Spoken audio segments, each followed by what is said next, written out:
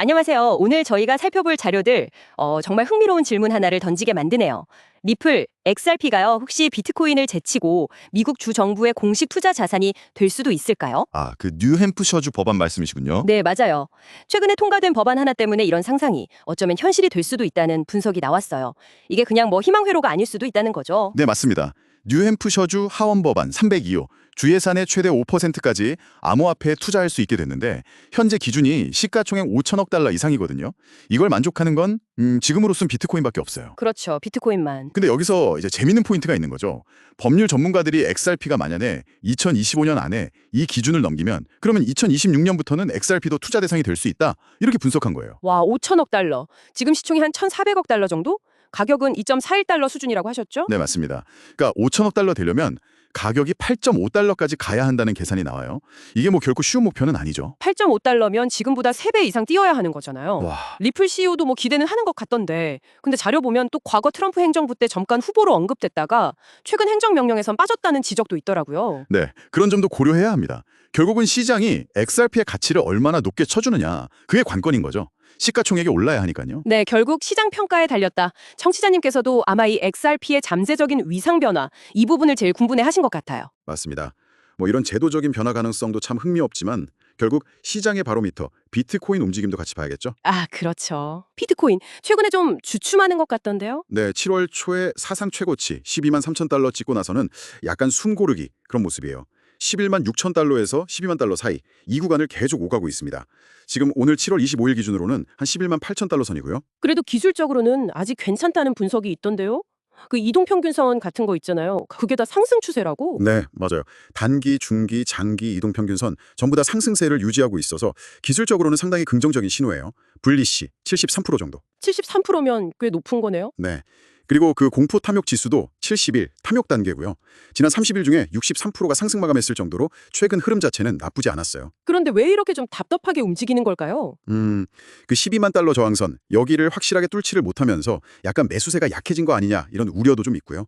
그래서 일부 분석가들은 11만 4천 달러까지 다시 좀 내려갈 수도 있다 이렇게 보기도 하고요. 아, 11만 4천 달러까지요? 네. 물론 뭐 11만 6천 달러 선이 단단한 지지선이다 이런 반론도 만만치 않아요. 분석가들 사이에서도 의견이 좀 달리는군요. 당장 내일 26일까지 12만 달러 다시 넘을 수도 있다는 예측도 있던데 그 변동성이 4.67%면 꽤 큰 움직임이잖아요. 그렇죠. 변동성이 꽤 되죠.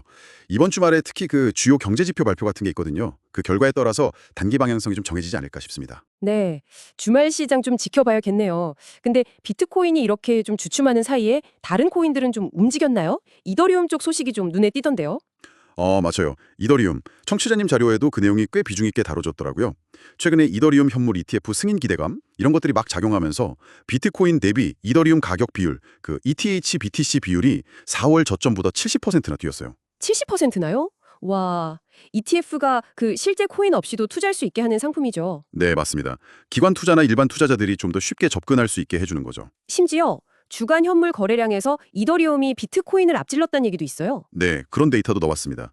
그래서 그 갤럭시 디지털 CEO 마이크 노보그라치 같은 사람은 비트코인이 연내 15만 달러 갈 거다 이렇게 보면서도 단기적으로는 이더리움 성과가 비트코인보다 더 좋을 수도 있다 이렇게 예측하기도 했어요. 이야, 암호화폐 시장 안에서도 막 주도권 경쟁 같은 게 치열해지는 느낌이네요. 네, 그런 양상이죠.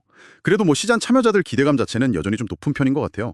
한 설문조사 보니까 암호화폐 가진 사람 중에 88%가 계속 투자할 거라고 답했대요.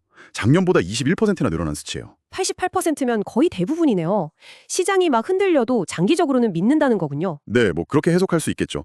변동성에도 불구하고 좀 장기적인 믿음은 더 강해지고 있다. 이렇게요. 자, 오늘 청취자님 자료들 쭉 짚어보니까 리플의 어떤 제도권 편입 가능성이라는 되게 흥미로운 소식부터 시작해서 비트코인의 단기적인 숨고르기, 또 이더리움의 약진까지 시장이 정말 역동적으로 움직인다는 걸 다시 한번 느꼈습니다. 네, 그렇죠. 이번 주말에 시장이 어떻게 흘러갈지, 특히 비트코인이 그 12만 달러 저항선을 뚫고 다시 올라갈 수 있을지 이걸 지켜보는 게 상당히 재밌을 것 같아요. 네, 맞습니다. 근데 뭐 기술적 지표나 개별 코인 호재도 중요하지만 항상 그 거시경제 상황이나 기관 투자자들 움직임 같은 큰 그림을 같이 보는 게 중요해요. 청취자 여러분께서도 이 점은 좀 유념하시면 좋겠습니다. 네, 맞아요. 큰 그림. 마지막으로 이 자료들 보면서 이런 상상 한번 해보는 건 어떨까 싶은데요. 어떤 토론글에서 나온 아이디어인데 만약에 미래에 AI 에이전트들이 막 스스로 경제 활동을 하게 된다면요. 그 AI들은 과연 어떤 암호화폐를 주로 쓰게 될까요? 지금처럼 막 수많은 블록체인이 경쟁할까요? 아니면 AI에게 가장 효율적인 딱 하나의 블록체인으로 다 모이게 될까요? 오, 그거 정말 흥미로운 질문인데요. AI 경제와 블록체인이라. 네. 오늘 살펴본 이런 시장 변화의 연장선상에서 앞으로 다가올 미래를 한번 상상해 보시는 것도 재밌을 것 같습니다.